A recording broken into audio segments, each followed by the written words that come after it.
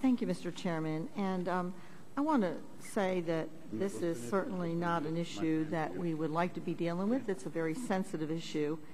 And I think that we'll all agree that it's not an ideal issue for us to be talking about. We must, because of there's long been strong support for federal tax dollars not to be used for abortion, and this bill would make what was the Hyde Amendment that was done every year a permanent law.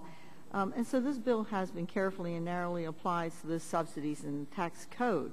I think there's some hyperbole here by the members that have spoken on this so far, and we need to keep in mind that we already know how medical expenses of all sorts are treated under the tax code, and taxpayers who use the itemized deduction for medical expenses or have HSAs or MSAs or FSAs do not identify each medical expense on their individual tax form currently, as has already been said by Mr. Barthold, that the IRS would not be necessarily coming in and there would be no reason for them, just as today there's no reason for them to go in and look at an FSA or MSA and see if what they're saying they used under that qualifies. So it's important to make clear that no one would ever be audited just because of an abortion. As a matter of fact, they wouldn't even know that. The IRS would not know that by what is on the tax form. They would already be under some other audit before the IRS would even consider asking about that medical procedure. I also want to bring up the fact that many types of medical care are very private, as is this particular situation. So thinking about some things like psychiatric care or drug and alcohol rehab, and taxpayers who don't want to tell the IRS about those issues can also choose not to claim tax breaks for those same kinds of care.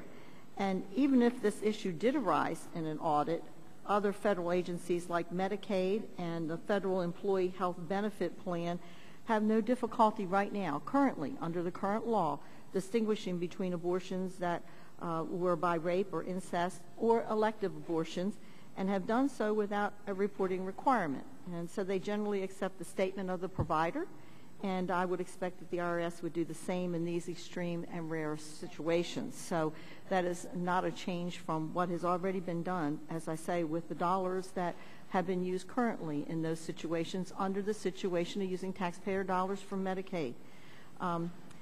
That doesn't mean that this is not a very stressful situation for that small group of women, and I can certainly understand that it is incredibly difficult, and my heart goes out to them.